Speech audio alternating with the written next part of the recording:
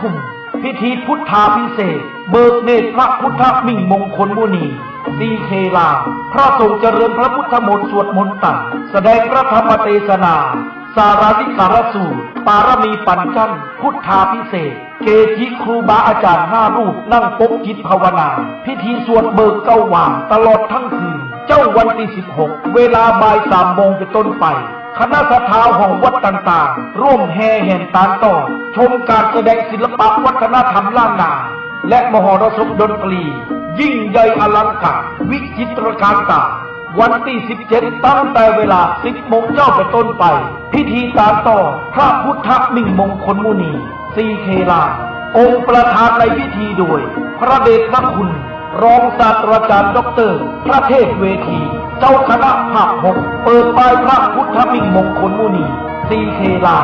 อาคารพิพิธภัณฑ์ประเพณี12 เดือนล้านนาร่วมเป็นเจ้าภาพเจ้าศรัทธาเจ้าภาพโรงทานเจ้าภาพน้ำปานะเจ้าภาพกันเตเจ้าภาพกันสวดเจ้าภาพกันเบิกเจ้าภาพทายทาน200 ชุดละ2,000 บาทและเจ้าภาพต่างๆติดต่อสอบถามรายละเอียดได้ที่ผู้ช่วยศาสตราจารย์ดร.พระครูสิริธรรมบัณฑิตเจ้าอาวาสวัดมิ่งเมืองมูลรองผู้อำนวยการฝ่ายวิชาการมหาวิทยาลัยมหาจุฬาลงกรณราชวิทยาลัยวิทยาสงฆ์นครลำปาง064-949-5999หรือทำบุญผ่านบัญชีธนาคารกรุงไทยสาขาประตูชัยบัญชีออมทรัพย์เลขที่536-086-1738ชื่อบัญชีวัดมิ่งเมืองมูลบัดนี้ลืมไปร่วมงานตามตอดสมโภชพระพุทธมิ่งมงคลมุนีสีเคลาหรือพระเจ้าเศรษฐีหลวงขนาดหน้าตัก8 เมตรในวันที่15 16 17 กุมภาพันธ์ 2567 ณ วัดมิ่งเมืองมูลถนนพหลโยธินลำปางงาวตำบลพิชัยอำเภอเมืองจังหวัดลำปางโดยกันเด้อครับ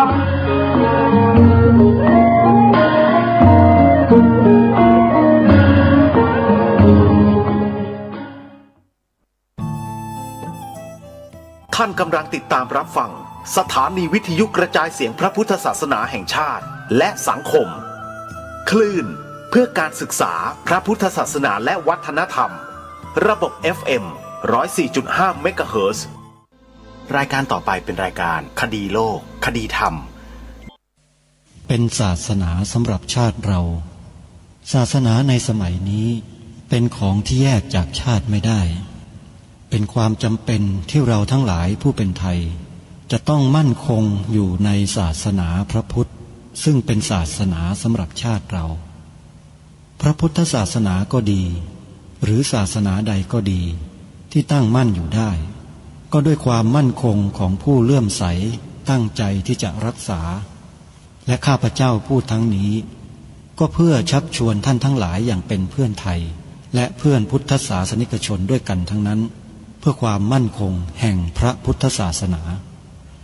ข้าพเจ้ารู้สึกว่าได้ทำหน้าที่สมควรแก่อุปถัมภ์พระพุทธศาสนา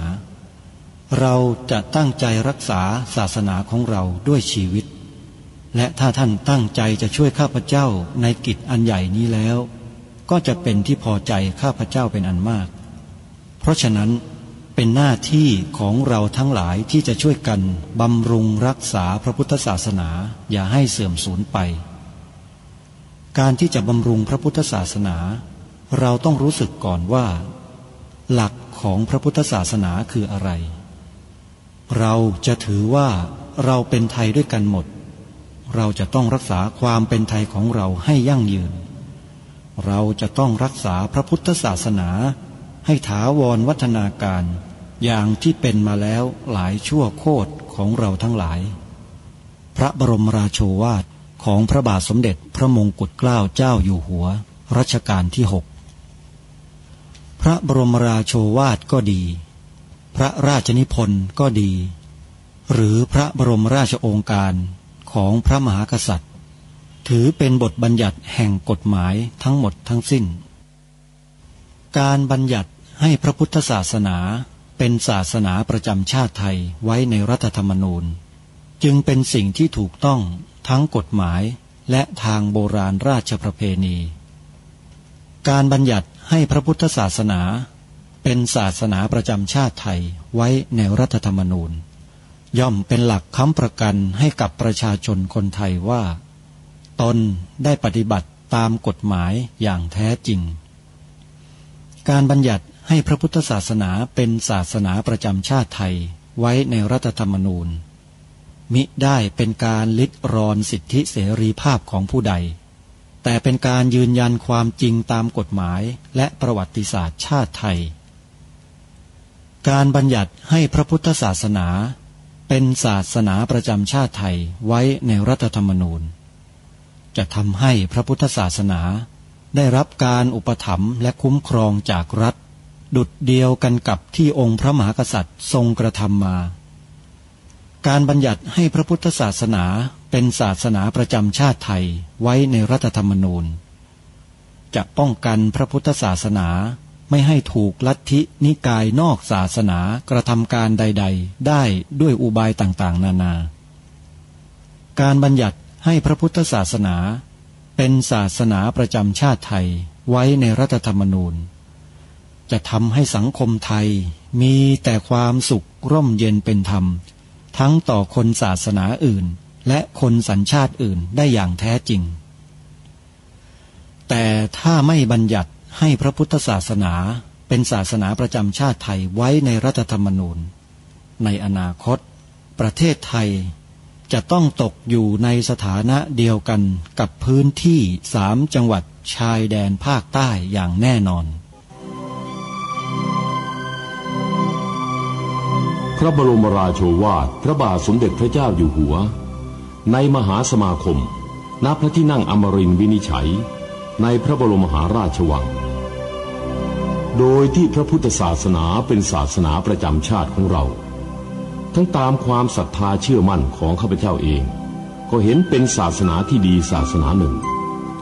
เนื่องในบรรดาสัจธรรมคำสั่งสอนอันชอบด้วยเหตุผลจึงเคยคิดอยู่ว่าถ้าโอกาสอำนวยข้าพเจ้าควรจะได้บวชสักเวลาหนึ่งตามราชประเพณีซึ่งจะเป็นทางสนองพระเดชพระคุณพระราชบูรพการีตามคตินิยมด้วยและนับตั้งแต่ข้าพเจ้าได้ครองราชย์สืบสันตติวงศ์ต่อจากสมเด็จพระเชษฐาธิราชก็ล่วงมากว่า10 ปีแล้วเห็นว่าน่าจะถึงเวลาที่ควรจะทำตามความตั้งใจไว้นั้นแล้วประการหนึ่งอันหนึ่งการที่องค์สมเด็จพระสังฆราชหายประชวรมาได้ในคราวประชวรครั้งหลังนี้ก่อให้เกิดความปีติยินดีแก่ข้าพเจ้ายิ่งนักได้มาคำนึงว่าถ้าในการอุปสมบทของข้าพเจ้าได้มีองค์สมเด็จพระสังฆราชเป็นพระอุปชาแล้วก็จะเป็นการแสดงออกซึ่งความศรัทธาเคารพในพระองค์ท่านของข้าพเจ้าได้อย่างเหมาะสมอีกประการหนึ่งจึงได้ตกลงใจที่จะบรรพชาอุปสมบทในวันที่22 เดือนนี้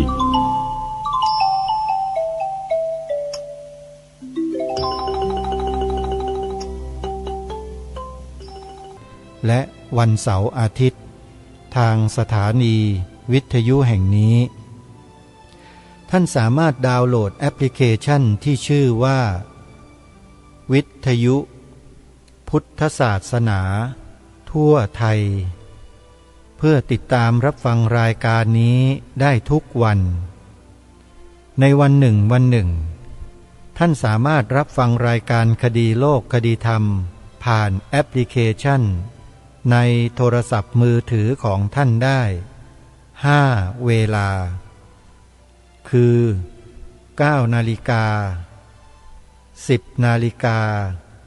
11 นาฬิกา13 นาฬิกาและ1 นาฬิกาสถานีวิทยุต่างๆออกอากาศรายการคดีโลกคดีธรรมต่างเวลากัน5 เวลาเช่นเวลา9 นาฬิกาท่านสามารถรับฟังได้ที่สถานีวิทยุวัดหนองกายวัดอารามมงคลวัดศรีอุดมวงศ์เวลา10 นาฬิกาสามารถรับฟังได้ทางสถานีวิทยุวัดป่าจริยธรรมเวลา11 นาฬิกาสามารถรับฟังได้ทางสถานีวิทยุวัด ฝายหินเวลา 13 นาฬิกาสามารถรับฟังได้ทางสถานีวิทยุวัดบ้านปลาคูนและวัดฝายหินวัดฝายเรื่องบ้านเรื่องเมืองเนี่ยเป็นเรื่องของส่วนรวมท่านผู้ฟังไม่ใช่เรื่องส่วนตัวนะรายการคดีโลกคดีธรรมเนี่ยพยายามที่จะบอกกับพวกเราคนไทยว่าขอเธอให้พวกเราเห็นแก่ประโยชน์ส่วนรวมกันเถอะขอให้เห็นประโยชน์ส่วนรวมเนี่ยเป็นที่ตั้งอันดับหนึ่งก่อนอย่าเพิ่งเห็นแก่ตัวกันก็พยายามที่จะบอกพวกเรากันก็ถือว่าการทำหน้าที่ของรายการนี้ก็ได้ทำไปแล้วส่วนท่านผู้ฟัง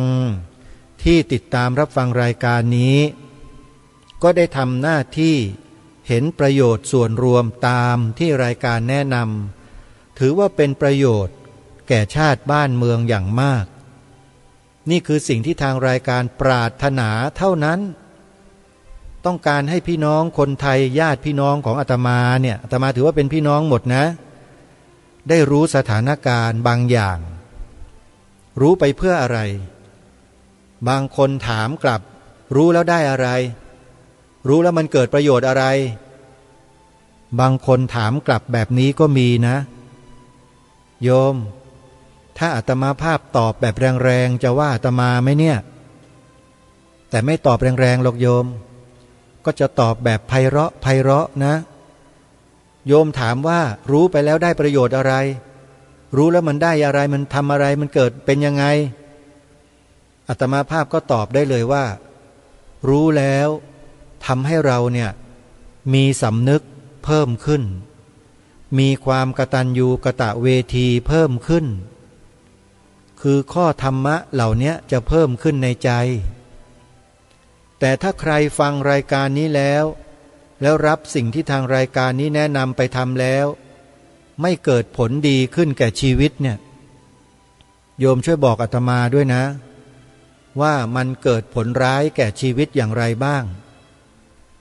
การที่ทางรายการชวนให้ทุกท่านทำเพื่อประโยชน์ส่วนรวมเนี่ยมันเป็นผลร้ายแก่ท่านอย่างไร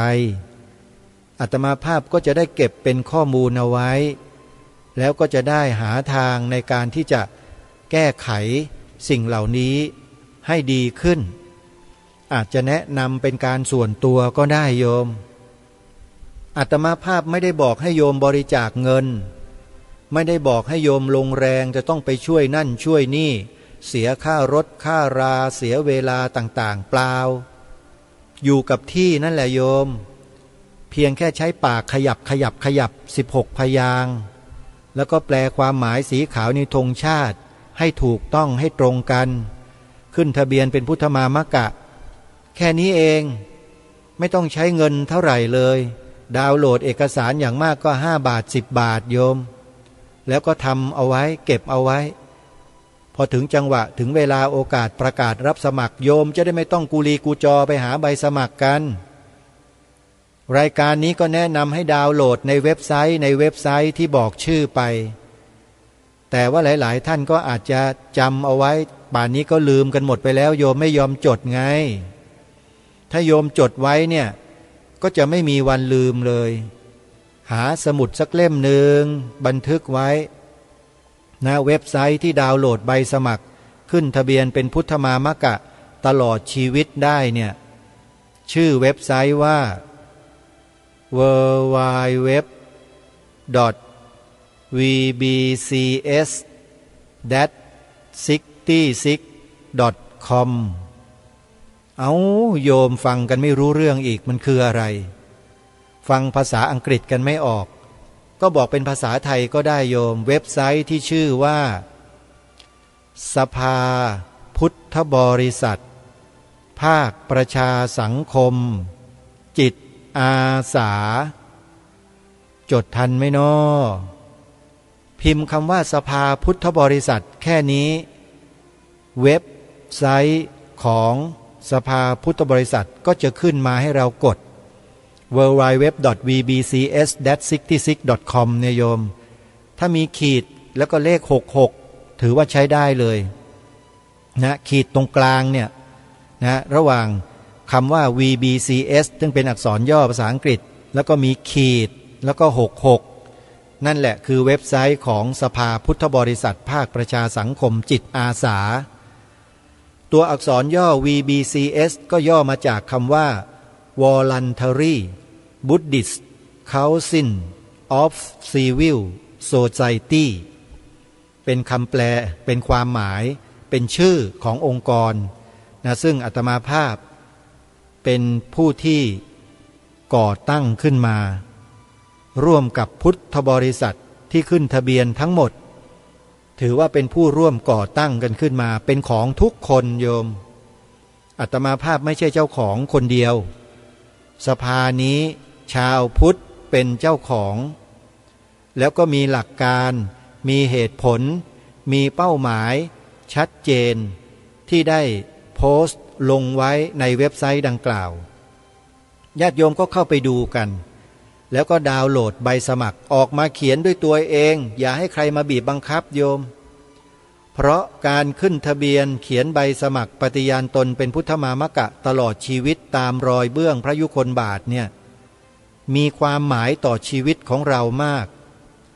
มีความหมายทั้งในชาตินี้มีความหมายทั้งต่อชาติหน้าทุกๆภพทุกๆชาติไปเลยเพราะเป็นการกระทำครบทั้ง3ทวารคือกายวาจาและใจนี่คือกายสุจริตวจีสุจริตมโนสุจริตแท้ๆการกล่าวปฏิญาณตนเป็นพุทธมามกะด้วยลายลักษณ์อักษรและด้วยวาจาของเราอันมีใจสหรคตอยู่ด้วยเนี่ยเป็นการกระทำกรรมที่สมบูรณ์แบบโดยถือพระพุทธพระธรรมพระสงฆ์เป็นสรณะที่พึ่งตลอดชีวิตท่านสาธุชนทุกท่านเราอาจจะแทบจะไม่เคยได้ยิน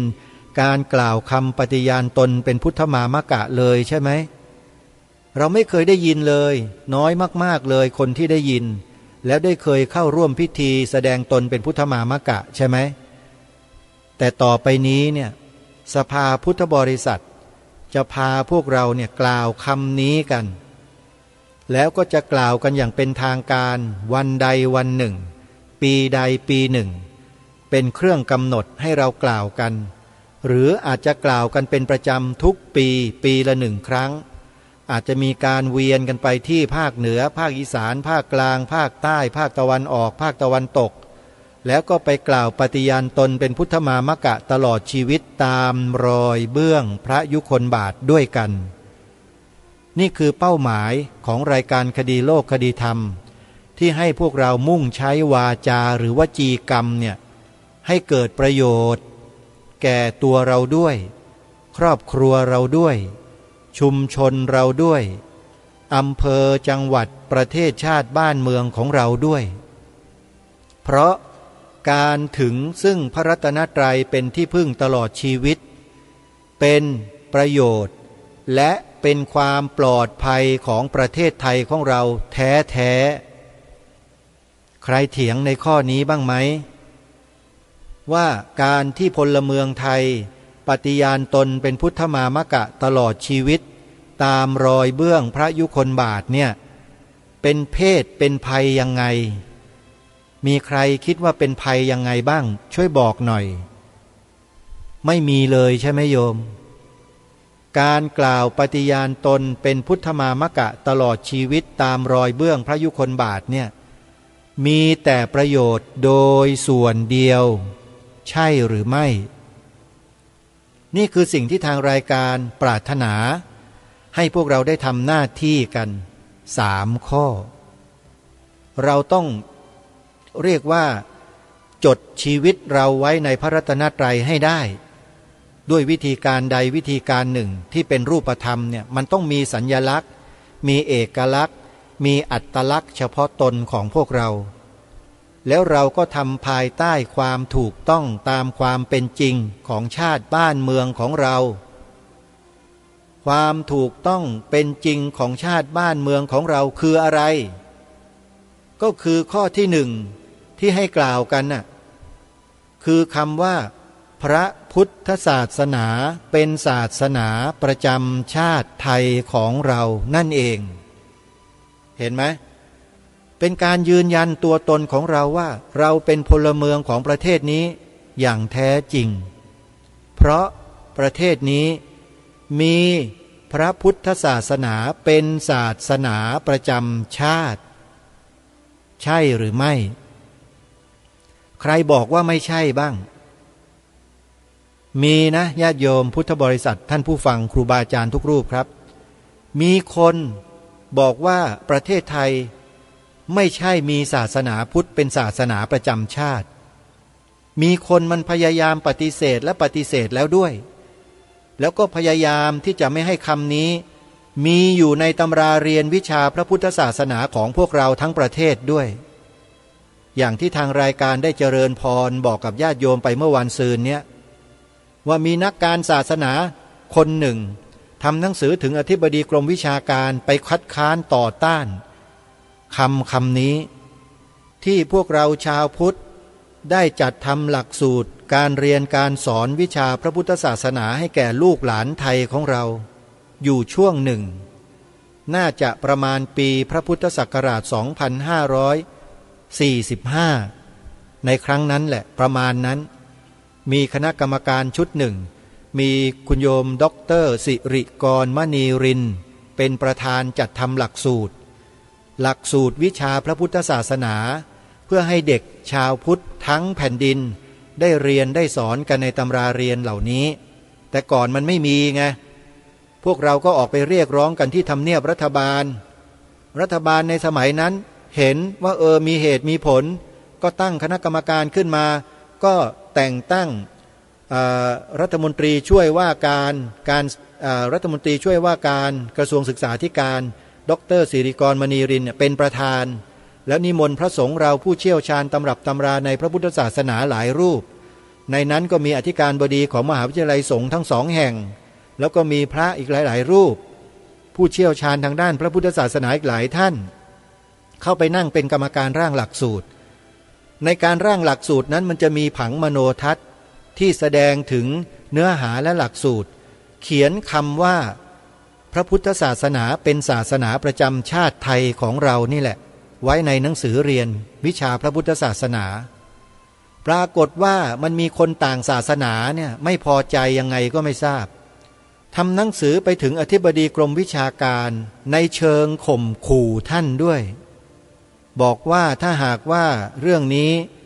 ได้เข้าไปถึงคณะกรรมการชุดใหญ่ของเขาอะไรเนี่ย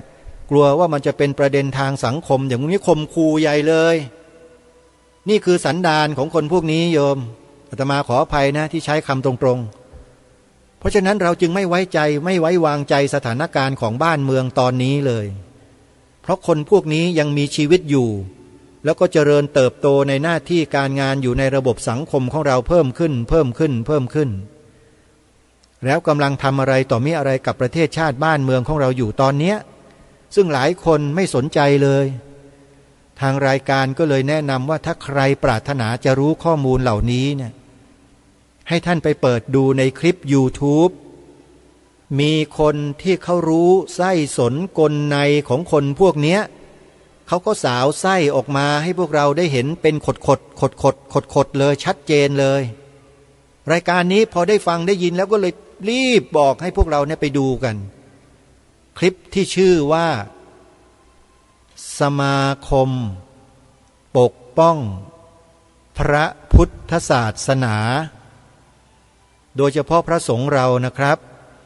ผมต้องขอวิงวอนเลยในฐานะเป็นผู้นำทางด้านจิต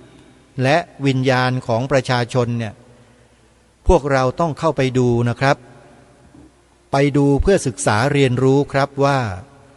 เกิดอะไรขึ้นกับประเทศชาติบ้านเมืองของเราในอีกแง่มุมหนึ่ง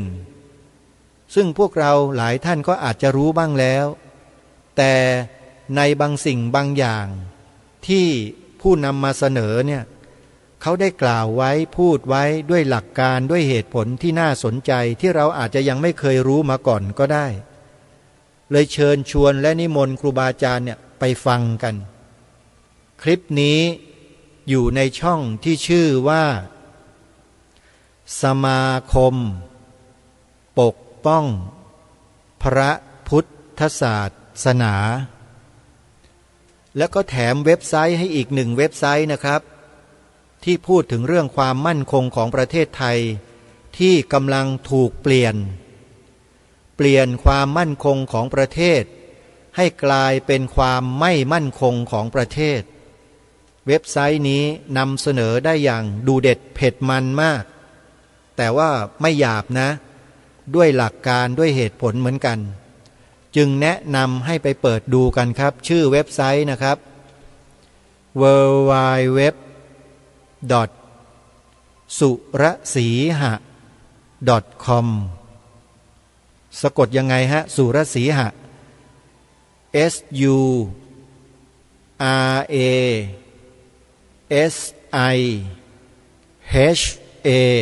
surasiha.com สุรสีหะ .com เข้าไปเปิดดูเลยครับแล้วท่านจะเห็นข้อมูลหลายๆอย่างที่เกิดขึ้นในบ้านในเมืองไทยของเราที่ไม่มีการเผยแพร่ในหมู่ของพวกเราถูกปกปิดเอาไว้ถูกซ่อนเอาไว้แล้วผู้หลักผู้ใหญ่ในบ้านในเมืองเราโดยเฉพาะในฝ่ายความมั่นคงควรจะตรวจสอบข้อมูลเหล่านี้แล้วมาบอกประชาชนเขาไม่ทำครับเขาบอกว่าไม่ใช่หน้าที่ของเขาไม่ใช่หน้าที่เราก็ทำกันเองสิประชาชนนี่มีหน้าที่ตามกฎหมายรัฐธรรมนูญมาตรา50วงเล็บ1ตามที่นายกสมาคมปกป้องพระพุทธศาสนาแห่งประเทศไทยได้นำมาชี้แจงนำมาขยายนำมาอธิบายความให้เราอยู่ในคลิปที่ได้แนะนำไปเมื่อสักครู่นี้แหละก็ลองไปเปิดดูกันนะฮะอันนี้ก็ถือว่าเป็นการแนะนำตอนต้นรายการให้พวกเราได้รับรู้รับทราบร่วมกัน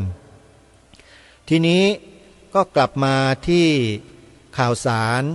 การประชาสัมพันธ์สักเล็กน้อยนะโยมนะงานกิจกรรมของชาวพุทธของเราเนี่ยท่านผู้ฟังเป็นการสันทนาการกายวาจาใจให้อยู่ในทำนองคลองธรรมกันมาโดยตลอดไม่ว่ากิจกรรมอะไรก็แล้วแต่ที่วัดวาอารามพระเจ้าพระสงฆ์ท่านจัดท่านทำแม่ชีต่างๆเนี่ยนะ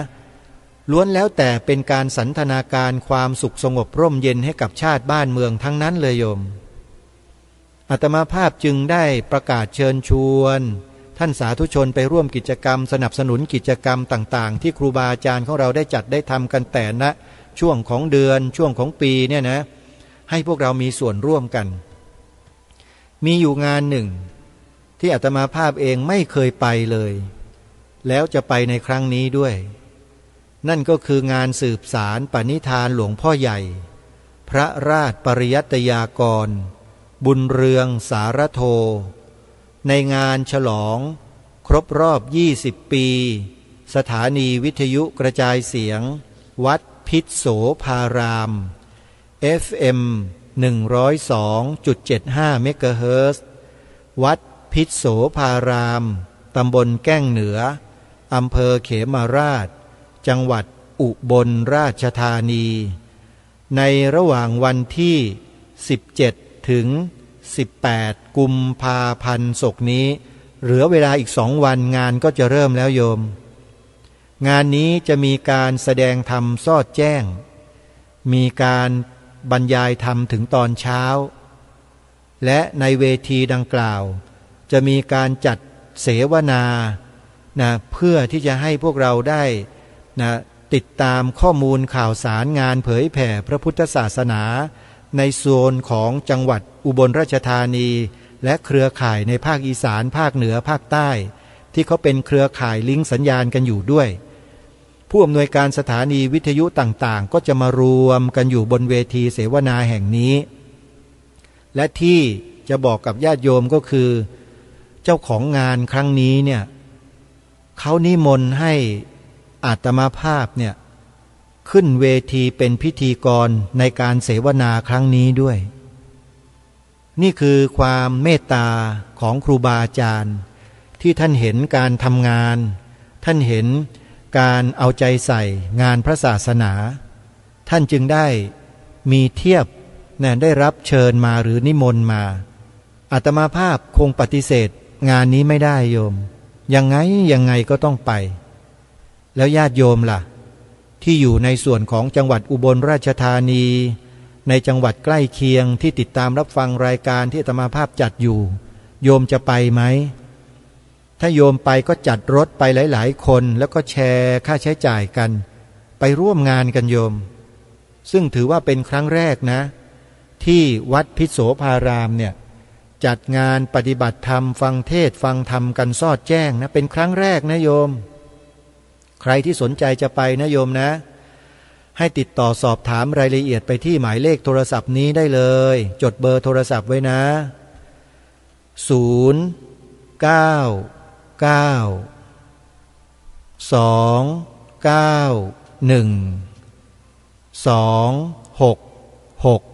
09992912666เบอร์โทรของวัดพิษโสภารามอำเภอเขมราช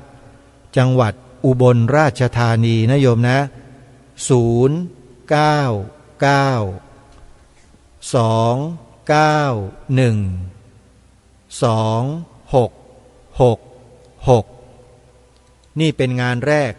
ที่ประชาสัมพันธ์เชิญชวนญาติโยมงานที่สองก็เป็นอีกงานหนึ่งแล้วก็เป็นวัดอีกวัดหนึ่งที่จัดกิจกรรมบ่อยที่สุดมากที่สุดแห่งหนึ่งของประเทศไทยวัดนี้ก็คือวัดศรีอุดมวงศ์อยู่ที่ตำบลศรีสงครามอำเภอวังสะพุงจังหวัดเลยเจ้าวาดวัดนี้คือพระครูดมวรานุวัตรเป็นเจ้าคณะตำบลศรีสงครามอยู่ด้วยเป็นเจ้าคณะพระสังฆาธิการที่มีความขยันขันแข็งมากจัดกิจกรรมบ่อยมากบ่อยจนกระทั่งญาติโยมเนี่ยต้องยกมือขอร้องพระอาจารย์เบาๆหน่อยเถอะโยมจะไม่ไหวแล้วขยันจริงๆโยมอาตมาก็ต้องประชาสัมพันธ์บอกญาติโยมให้ช่วยสนับสนุนกันนะโยมนะเนื่องด้วยในวันมาฆบูชาปีนี้เนี่ยวัดศรีอุดมวงศ์จัดงาน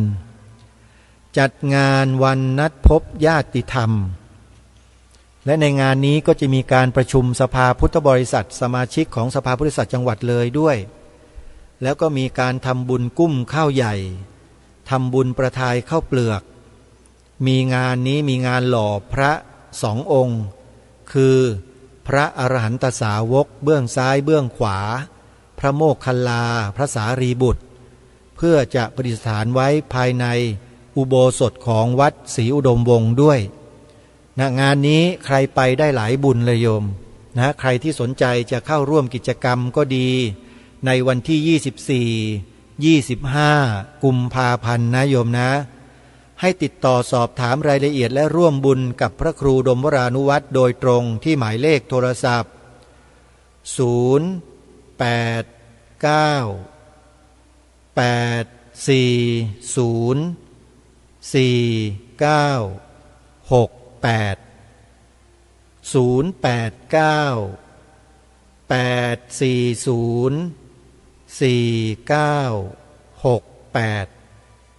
นี่ก็เป็นอีกงานหนึ่งที่ทางรายการแนะนำให้พวกเราได้ช่วยสนับสนุนกันอีกงานหนึ่งจัดในเดือนมีนาคมเดือนหน้างานนี้เป็นงานครบรอบ18 ปีสถานีวิทยุพระพุทธศาสนาแห่งชาติประจำจังหวัดเลยโยมมีอยู่คลื่นเดียวโยมที่เป็นสถานีวิทยุพระพุทธศาสนาแห่งชาติประจำจังหวัดเลยนั่นก็คือสถานีวิทยุวัดป่าจริยธรรม FM 96.50 เมกะเฮิรตซ์อยู่ที่ตำบลนาดอกคำอำเภอนาด้วงจังหวัดเลย บริหารงานโดยเจ้าอาวาสพระครูจริยสารธรรมหรือท่านพระอาจารย์นิรุตนิติสาโรท่านเป็นผู้ก่อตั้งสถานีวิทยุแห่งนี้ขึ้นเมื่อปีพระพุทธศักราช 2549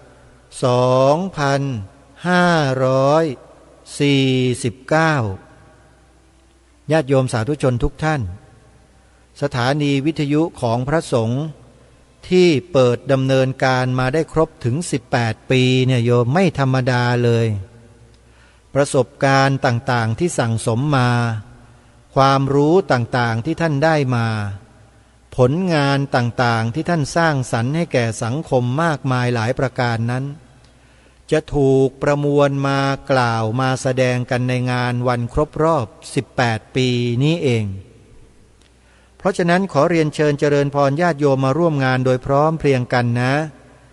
งานนี้จะจัดขึ้นในวันเสาร์ที่9 มีนาคมเสาร์ที่9 มีนาคมนะโยมนะเชิญชวนสาธุชนไปร่วมงานโดยพร้อมเพรียงกันและถ้าหากญาติโยมท่านใดจะบริจาคสนับสนุนกิจกรรมงานครบรอบ18 ปีสถานีวิทยุวัดป่าจริยธรรมนะโทรศัพท์เบอร์นี้โยมจดไว้แล้วโทรไปทำบุญกับท่านนะ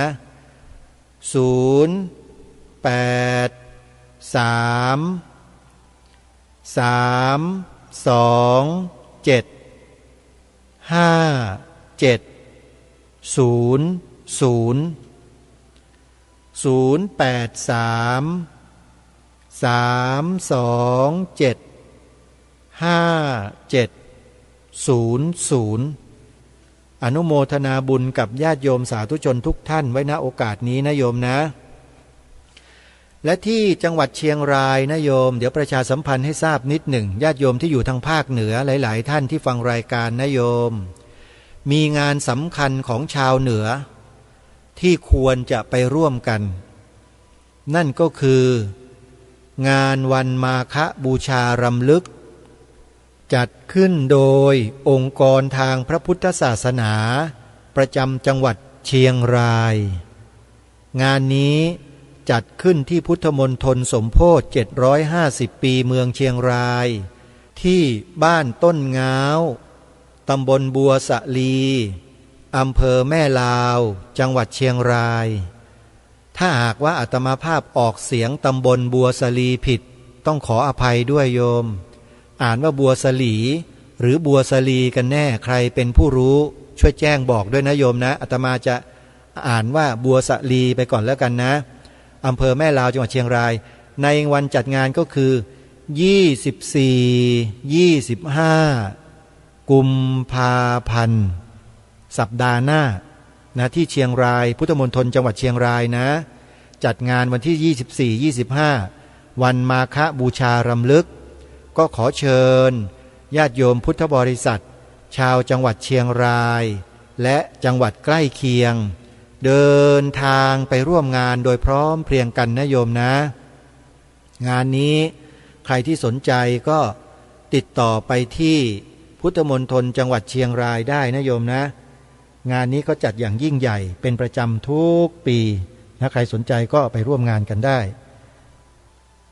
และนี่ก็เป็นกิจกรรมที่เป็นประโยชน์นะต่อสังคมต่อประเทศชาติบ้านเมืองโดยแท้เพราะเป็นกิจกรรมของคนที่ใจบุญคนที่ใจดีคนที่มีความสงบร่มเย็นในใจปราศจากความกลัวทั้งหลายทั้งปวงมีแต่สิ่งที่ดีๆเกิดขึ้นในกิจกรรมเหล่านี้ไม่ว่าจะเป็นจังหวัดไหนวัดใดสถานที่แห่งใดก็ตามถ้ามีการจัดกิจกรรมในทางพระพุทธศาสนาแล้วถือว่าเป็นกิจกรรมที่ปลอดภัย100%ไม่มีพิษไม่มีภัยไม่มีโทษต่อใครทั้งสิ้นเพราะฉะนั้นกิจกรรมเหล่านี้จึงเหมาะสมและสมควรอย่างยิ่งที่ภาครัฐและภาคเอกชนทั้งหลายทั้งปวงจะต้องให้การสนับสนุนส่งเสริมโดยส่วนเดียวท่านสาธุชนว่าจริงหรือไม่แต่ทุกวันนี้การสนับสนุน การส่งเสริมกิจกรรมเหล่านี้ที่วัดวาอารามที่พระเจ้าพระสงฆ์ที่ชาวพุทธเราทำกันอยู่ทุกวันนี้เนี่ยได้รับการสนับสนุนได้รับการส่งเสริมอย่างเต็มที่เต็มบริบูรณ์ตามที่กฎหมายรัฐธรรมนูญบัญญัติไว้หรือเปล่าหรือไม่ท่านสาธุชนก็ลองพิจารณาดูทีรัฐธรรมนูญบัญญัติไว้ชัดเจนว่ารัฐต้องให้การอุปถัมภ์และคุ้มครองพระพุทธศาสนาแต่การอุปถัมภ์และคุ้มครองพระพุทธศาสนาตามบทบัญญัติของรัฐธรรมนูญมาตราดังกล่าวนี้ได้มีปรากฏให้เป็นรูปธรรมในทุกพื้นที่ของประเทศไทยเสมอกันหรือไม่หรือแตกต่างกันอย่างไรอันนี้ก็เป็นข้อคิดให้พวกเราได้ตั้งข้อสังเกตบ้านเมืองไทยของเราไว้ด้วยกรณีหนึ่งว่า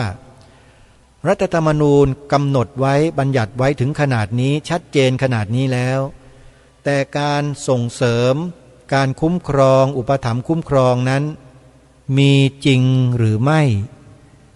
ถ้ามีในลักษณะเช่นใดมีเป็นวงกว้างทั่วทั้งแผ่นดินไหม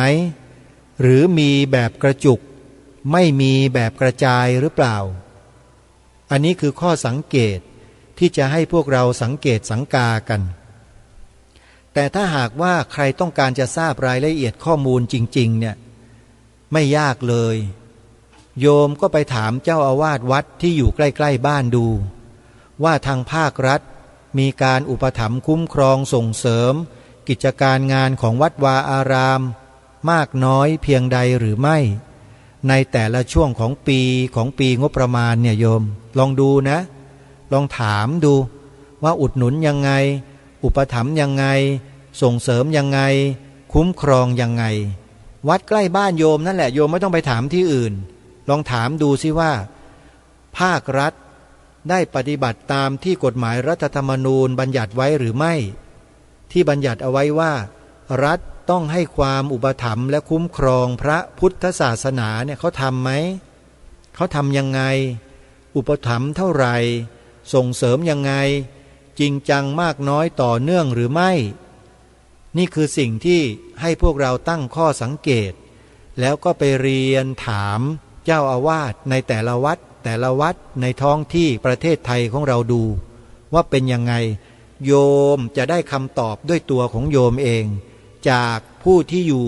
ในพื้นที่จริงๆเป็นเจ้าอาวาสวัดจริงๆไม่ใช่เจ้าอาวาสวัดปลอมๆนะโยมเจ้าอาวาสวัดปลอมๆก็คือคนที่ชอบออกมาพูดแทนเจ้าอาวาสทั้งที่ตัวเองก็ไม่ใช่เจ้าอาวาสเนี่ยเขาเรียกว่าเจ้าอาวาสปลอมมันมีอยู่นะในสังคมไทยเราเนี่ยเป็นเจ้าอาวาสปลอมเป็นเจ้าสำนักปลอมเป็นผู้หลักผู้ใหญ่ในฝ่ายพุทธปลอมไม่ใช่พุทธจริงก็มีนะโยมนะต้องดูกันนะใครที่ต้องการจะรู้ว่าปลอมเข้ามาเป็นชาวพุทธอยากจะรู้ใช่ไหมโยมไปดูคลิปสิที่แนะนำตอนต้นรายการเนี่ยคลิปวิดีโอใน YouTube ที่ชื่อว่าสมาคมปกป้องพระพุทธศาสนาตอนนี้กำลังเข้มข้นเลยเข้มข้นมากๆเลยคล้ายๆกับรายการคดีโลกคดีธรรมที่ท้าทายให้ผู้หลักผู้ใหญ่ผู้มีอำนาจผู้มีตำแหน่งหน้าที่อยู่ในระบบราชการระดับไหนก็แล้วแต่ให้พูดคำนี้อาตมาท้าทายว่าผู้นำองค์กรหน่วยงานของภาครัฐหน่วยทหารตำรวจข้าราชการพลเรือนนะผู้นำนะเป็นระดับผู้บัญชาการสูงสุดของแต่ละหน่วยเนี่ยไม่กล้าพูดคำนี้ออกมาอย่างเป็นทางการในที่สาธารณะในกิจกรรมในงานต่างๆในที่ประชุมไม่กล้าพูดคือคำว่าสีขาวในธงชาติไทยหมายถึงพระพุทธศาสนาเท่านั้นอย่าว่าแต่ผู้นำส่วนราชการเลยครูในโรงเรียนทุกวันนี้ตั้งแต่ผู้อำนวยการโรงเรียนลงมาจนถึงครูน้อยครูอะไรต่างๆเนี่ยไม่กล้าพูดคำนี้ให้นักเรียนได้พูดตามพูดเมื่อกี้เนี่ยสีขาวในธงชาติไทยหมายถึงพระพุทธศาสนาเท่านั้นเนี่ย ไม่กล้าพูดกันทั้งบ้านทั้งเมืองไปตั้งข้อสังเกตดูนะที่เป็นกันเช่นนี้ทั้งบ้านทั้งเมืองเพราะอะไรไปหาข้อมูลให้เจอนะโยมถ้าไม่เจอ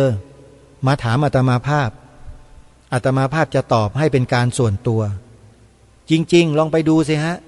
ไม่มีใครกล้าที่จะพูดนะสอนเด็กนักเรียนก็ไม่กล้าสอนกันทั้งบ้านทั้งเมืองสอนให้เด็กได้เข้าใจให้ถูกต้องตรงกันว่าสีขาวในธงชาติไทยหมายถึงพระพุทธศาสนาเท่านั้นเนี่ยพ่อแม่ผู้ปกครองญาติโยมพุทธบริษัทชาวบ้านประชาชนพี่น้องคนไทยอย่าเพิ่งเชื่อในสิ่งที่ผู้ดำเนินรายการพูดแต่ท่านจงไปพิสูจน์ในโรงเรียนไปถามครูทั้งหลายทั้งปวงในประเทศนี้ดูได้เลยว่าเขาถูกอะไรบางอย่างกำหนดเอาไว้หรือสะกดเอาไว้ไม่ให้พูดประโยคนี้ลองไปถามพวกครูดูนะใครรู้จักครูในโรงเรียนบ้างไปถามดูว่าทำไมไม่กล้าสอนนักเรียนแบบนี้เพราะอะไรทำไมเป็นอะไรไม่สอนทั้งที่เป็นความจริงและเป็นความถูกต้องของบ้านของเมืองเราแท้ๆแต่ไม่กล้าสอนกันถูกใครสะกดไว้ด้วยอะไรโยมลองไปถามดูนะเดี๋ยวจะหาว่าอาตมาภาพนี่โม้ไม่พูดจริงๆฮะไม่สอนนักเรียนจริงๆฮะทั้งที่เป็นความจริงและเป็นความถูกต้องของบ้านเมืองเราแท้ๆเลยแปลว่ามันเกิดอาการผิดปกติใช่ไหมเกิดอาการผิดปกติอะไรล่ะจะไปหาดูข้อมูลได้ที่ไหนล่ะคลิปใน YouTube ที่แนะนำนั่นแหละสมาคมปกป้องพระพุทธศาสนาวันนี้หมดเวลาของรายการอีกแล้วญาติโยมต้องขอสมมุติยุติไว้แต่เพียงเท่านี้นะไว้พบกับรายการได้ใหม่ในวันต่อไปขอความสุขความสวัสดีในธรรมแห่งองค์สมเด็จพระบรมศาสดาสัมมาสัมพุทธเจ้าจงปรากฏเกิดมีขึ้นในจิตใจของท่านผู้ฟังทุกท่านทุกคนเทินขอเจริญพรกล้าคิดก็ต้องกล้าทำอย่ากลัวถ้าทำความดีเป็นศึกษาปัญหาให้ทันท่วงทีเมืองไทยจะพัฒนากว่านี้รายการดีคดีโลกคดีธรรมขอรำพันบรรยายความคิดเครื่องหมายแห่งสีทั้งสามงามถนัดขาวคือบริสุทธิ์สีสวัสดิ์หมายพระไตรรัตน์และธรรมะคุ้มจิตไทย